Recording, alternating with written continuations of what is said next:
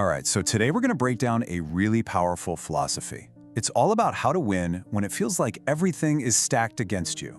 It's a mindset, really, built for the toughest fights in life. And it all starts with one simple, hard truth. Yeah, I'm sure you've heard that one before, right? And for a very good reason. This one line is the bedrock of the entire mindset we're talking about today. See, it's not about being negative. It's about being a realist. It's the very first step. You gotta know what you're up against before you even think about stepping into the ring. Okay, so first things first, we have to dive into this idea of an unforgiving world. Because look, to win any battle, you have to know your opponent. And in the big battle of life, well, your opponent is life itself. You know, we're always told that winning is all about brute force, right? Be the aggressor, hit the hardest. But the philosophy we're digging into here says that's a huge misunderstanding. The real test, it isn't about the power of your punch. It's something else entirely. And there it is.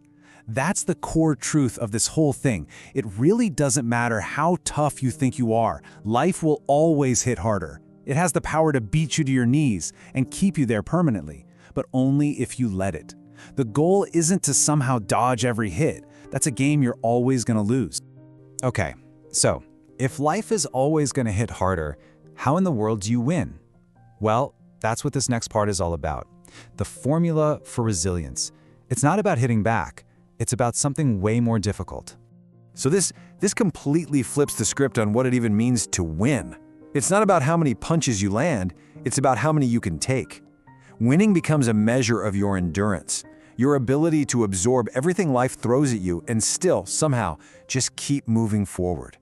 That one simple act of taking another step, that's victory. And this right here is where you're faced with a really powerful choice. The pain of the struggle, the exhaustion, the doubt, all of it sucks, no doubt. But it has an expiration date. It's temporary. But quitting? That decision lasts forever. That's a feeling that sticks with you for the rest of your life. And really getting that, that's critical.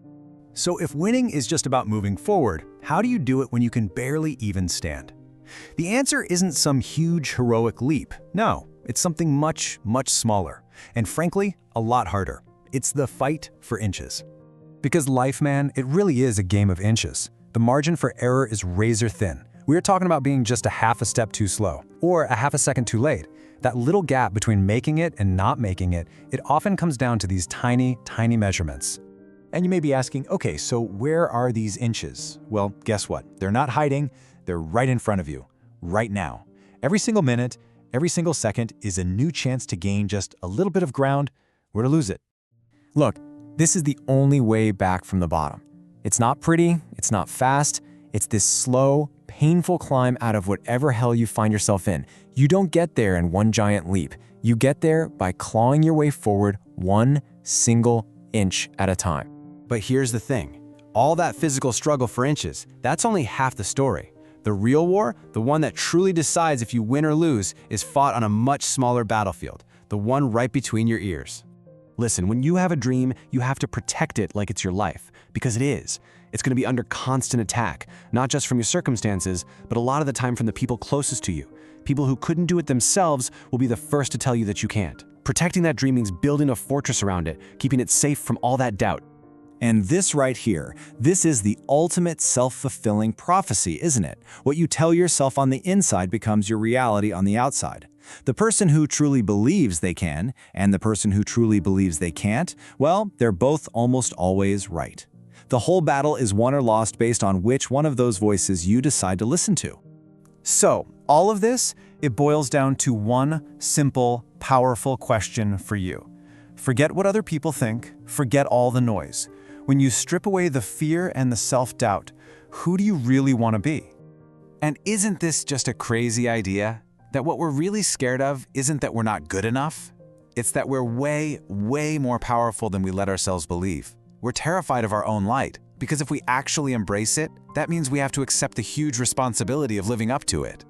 And that idea, that hidden power, brings us right to our final section. This is all about the power to become. Because the person you want to be, they don't just show up by accident. They are forged. It's a choice, a conscious act of will. So here it is, the 4-step playbook to becoming that person. It all starts with a choice, a real, no-turning-back decision.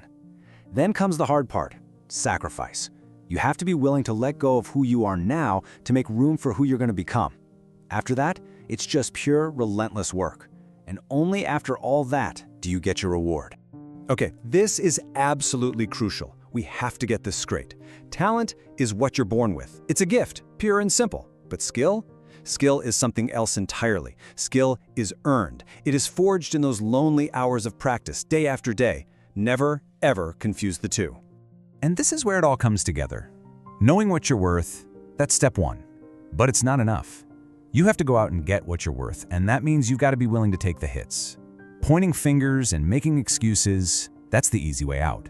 Real strength is owning your future, no matter how many punches you have to take to get there. So, at the end of the day, it's all on you. It comes down to this one question. You've heard the philosophy, you know the rules of the fight, you know the choice is yours. The only thing left to do is act. So, what are you going to do? So I'm going to leave you with this one last thought to chew on. All those limits you think you have, all those fears that hold you back, that little voice in your head that whispers, you can't? What if it's all just an illusion? Just the story you've been telling yourself for so long that you started to believe it. And if it is an illusion, then